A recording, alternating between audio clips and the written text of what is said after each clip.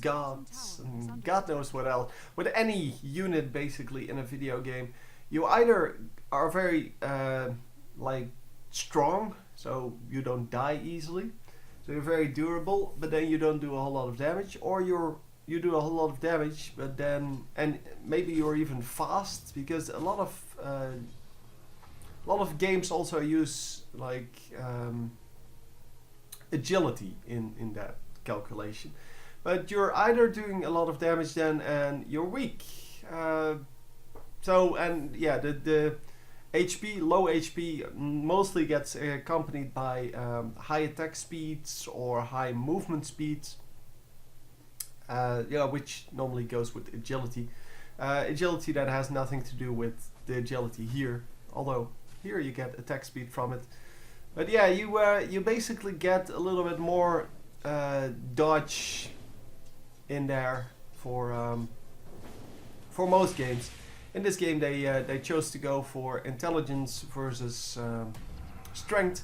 And strength, of course, keeps you alive, whereas intelligence gives you a whole bunch of extra damage, extra mana, so you get to do a lot more spells. That's basically what it is. Anyhow, we do get the kill on that guy, Phantom Assassin. And we're finally coming back a little bit, although we're still pretty far behind. 8 kills behind. I'm not sure how the gold is looking, but I'm pretty sure we're pretty far behind there as well. Yeah, well, it's not too far. It's 3,800. It was about 5,000. So yeah, there's that. It is useful to know that in game. You can see it in game, by the way. You can see this. Well, this in game. And oh, that's not the one I meant. This one, or is that not? No, this one you can't see in game. But this one would be useful to see in game, and then you can see how far you are apart. In Smite, you can see it in game. Yeah, totally messed up there. I am sorry about that. Yeah, the score screen only displays the minions and such, and from there you can kind of calculate it yourself, but it's a lot of work and blah blah blah blah blah. You can estimate it at least, whether you're ahead or behind. And it seems that, well, they did catch someone there on our team. The pink guy. Oh, that is Nature's Prophet. And oh, Pudge is going to run away with it. Yep. Oh, Pudge has been a very good hooker so far. And yes, I know how wrong that sounds, but it's the way it is, man. He has been very good at landing those hooks, and that's exactly the way he's supposed to play that, because you can or you shouldn't just use that to, well, to get enemy kills. You should also use it when possible to extract allies from situations where they shouldn't be. And wow, cute. The forest just grew around him. Yeah, because it actually attached to the normal forest. It looked kind of silly. Anyway, Magnus dies here. But also the Rubik died. So we have... No, that's not Rubik. Yeah, well, whatever. Rubik did die. That's not the one I meant. I meant on the enemy team we get a 2 for 3. So losing a few more kills. 10 kills behind now. Yeah, it's getting desperate. I'm not sure what the gold is doing at the moment. But yeah, we came back quite a bit because of some kills that we got, as well as just keeping the farm up. And yeah, the gold is going back into the enemy's favor. Wow, they actually... yeah, they actually just completely whiffed on their win there, or on their comeback, because of that team fight. That team fight really put them back where they first were. And yeah, now they really have to fight for it again. But yeah, we're at least farming. 65 minions, 0-3. It's not really the best farm ever. But well, they have been harassed quite a bit. They only have 1 ward out. Now they have 0 wards out. Not actually sure if that actually timed out or if someone took it out. I wasn't paying attention to that too well. And yeah, they know someone's here. And they are going to catch him if he... I don't know who... Oh, it's Phantom Assassin, so... Yeah, he is going to probably make it out. Or not. Or he just gets killed. Oh, yeah, that was...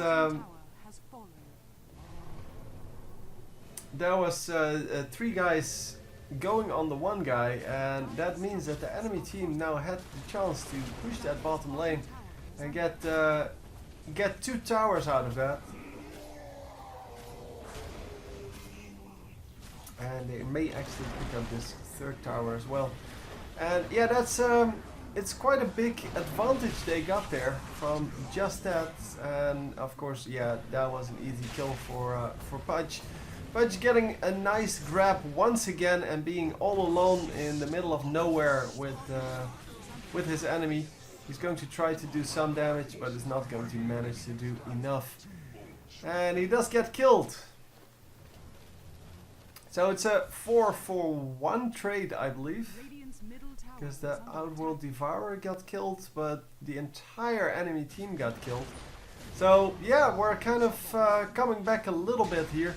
As you can see, 8 kills now between us. And yeah, the thing is, of course, they lost a few towers there. And towers are worth a lot of money. And not only that, they are just plain useful at defending your base. So defending against pushes. But for now, yeah, they still have towers on each lane, so shouldn't be too much of a problem. It is, however, going to be a very long Roshan here. I did not expect that. There you go, finally getting that. And we have picked up the Aegis of the Immortal, which means that we are immortal for a little bit. Now we can actually get a little bit of well, damage now. We can take a bit of damage, and I'm not sure what he's trying to do. Well, he was trying to jump over the wall. There you go, finally managing to do so. Could have ran around and just, yeah, joined his team. But yeah, he failed the first one. He faced the wrong way. Because you get the 4 staff, this item, actually pushes you in the direction you're facing. So if you turn around at the moment someone uses it on you, even if that's you, then yeah, you will go in another direction. That's what happened the first time. So null talisman, a little bit of everything, and the power threats are now set to strength instead of intelligence. And wow, good reflexes there. Very good reflexes, and once again they get a kill for nothing. So only 6 kills behind now, and it seems that every game I'm doing nowadays has some kind of a comeback in it. It is insane, because there is no reason that this game would have comebacks. The game is kind of meant to not have any comebacks. Because, well, the thing is, if you get an advantage in this game, you get a bigger advantage, or you can use that to get a bigger advantage. And because, well, how it normally goes is more kills, or even more minions, so more gold in short. More gold means more items. More item means more power, and more power means more kills, which means more gold, and so on. So there's really no reason for teams to come back, or no way for teams to come back. Come on, put him in stasis. Oh, he doesn't have stasis up. Ah. Oh, so sad. Oh, he used the stasis on something else. Yeah, that was a shame. That was a real shame. But anyhow, we are getting We are getting to a point where it's either do or die for this team, because I think, well, we are coming back, but not enough to actually make it work. Let's see, the gold, oh, we are coming back in gold earned even. And even in experience, wow, I did not expect it to go that fast. But they are actually, well, equal again. I mean, yeah, the enemy team completely screwing up there. I don't know how they lost so much gold though. Because the enemy team was much more powerful. And I think it was just those two guys getting caught off, well, out from the team. And then they couldn't hold off the push. What was that then? 4 versus 5. And that twice, of course. The first time was in the base of the green team. The second one was near the base of the red team. And yeah, if you lose one of your heroes, then yeah, it becomes very impossible to defend, of course. But that's the way it always is in any game. Yeah, well, if you lose 1/5 of your team, it's kind of hard to do anything. But yeah, okay. We're just going to see if they can actually make a comeback out of this, because it's already very impressive that they actually came back from the enemy team pushing their base to where we are now. And we are, of course, a carry. I mean, that's the way it works. Outworld Devourer is a carry, and he can definitely carry his team if he gets enough intelligence. Because with that AoE ultimate, you can actually kill the entire team, or at least bring them low enough so that, well, you and your team can finish them off. And that's exactly what we would like to see here. Of course, the enemy team is trying to farm up as well. They are all over the place. 1 in top, 1 near bottom, and 2 in the middle. And I don't know where the 5th is. Oh, the 5th is coming up from the base. And yeah, we'll have to see if they can actually stop this, because we are going to invade this jungle with 4 guys. And yeah, the ward gets taken out, but it means that they did see it, so everyone retreated, and they're not going to get a kill out of it. Nicely done though, because the wards actually warned them enough to allow them to, well, retreat. And are we going to get anything out of this? Once again, the pull to safety there from Pudge. This time it wasn't actually necessary, because that guy wasn't really in trouble yet. But he did get a nice pull off, and as you can see, we're losing this fight quite heavily. Oh, 3-1, and it's going to be 4-1. Oh. Wow, no, he actually escaped. What? Okay. He actually escaped. I have no clue how, but because they had plenty of things to deal with that. They couldn't see him, so that was kind of the problem, I guess. Also, the hook on Pudge was on cooldown, so it makes it kind of hard to do that or to disrupt that.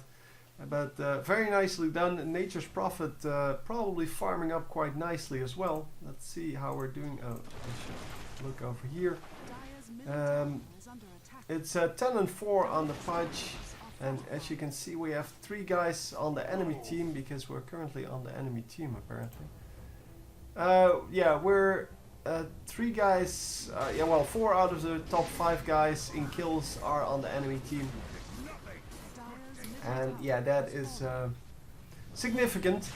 And yeah, we're going to get the kill here. Once again, catching someone off guard, no problem. But this is, of course, a problem for the enemy team, because now they have to live without the axe for the next 70 seconds. And of course, we have to live without Rubik for 30 seconds. But yeah, well, ours will come up sooner. Plus, we're the ones being aggressive, so normally that works out. And as you can see, Nature's Prophet, 250 minions, and then 3 guys on the enemy team. So yeah, although we have that Nature's Prophet doing well in farming, It's not really getting him or getting his team high in this, the only stat that matters, the gold stat. 500 per minute, which is great, but then the rest of the team is very much lower. We have 4 out of the 5 team members of the enemy team in the top 6. And of course we have 2 guys. Well, we have the number 1 guy and the number 4 guy, but yeah, not really going to matter too much. It's all about the team fights now, so I guess it's all about the team gold. And that was pretty equal. I don't know how it looks now. 62, now they're 3k gold behind again, well 2.5. So yeah, not really keeping up the pressure, and that was of course because of that horrible team fight. Here you can see it, 4 for 1. At least I think so. Yeah, it is probably that last team fight. Don't actually know why it's so slow on calculating that. Why there's such a big difference in well, when it displays that. So when it happens and when it displays that. It is, however, going to be another team fight for the red team here. Wow. Yeah, a 3 for 2 once again. And they are going to just push on. They lost Klinks and Pudge. Pudge, of course, with a high amount of kills, but not really, well, the only one with high damage. But yeah, Pudge mostly gets his kills because of that, well, the fact that he can draw them out of the team composition and then uses his AoE damage, his rot, to actually get the kills. And that is quite significant for the simple reason that he doesn't really require anything else than just that one spell to do the damage. So he can build whatever he wants for the rest. He can build all kinds of HP boosting things. Of course he is a strength hero, so he should do that anyway. Yeah, we're getting quite a bit of damage done on everyone, and finally we are back up. And grabbed 0 for 2. Excellent. How did they get out? I have no clue what just happened, why they got out. We didn't get to see it, but did they teleport out or did they buy it back? That could also be the case. But there was nobody dead in the top bar. And that's where I looked. So yeah, anyhow. Phantom Assassin with one of the big items in this game. I'll show it to you if I can find it. Here it is, Senj and Yasha. Senj and Yasha both are items that you can buy, so separately. And then you can combine them to make one of the big items in this game. And it is a really expensive item, but it does a whole lot of things. And as you can see, it is pretty useful. Yeah, for the rest, wow, actually Boots of Travel here. Boots of Travel allow you to teleport to allied minions and heroes, I believe. At least minions. But normally you can only teleport to structures, which means that you only can teleport to your own base with the town portal scrolls, which means that you can only use them for defensive purposes. However, the Boots of Travel can be used for offensive purposes as well, because you can just well, use your minions that have pushed all the way up to the enemy base to teleport to them and then kill the enemy base. Wow, Rubik is really jittery. He's nervous, I guess. Look, he's just trembling all the time. Yeah, it's crazy. Crazy dude. Anyhow, we're in 40 minutes. We're still 10 kills behind. But 10 kills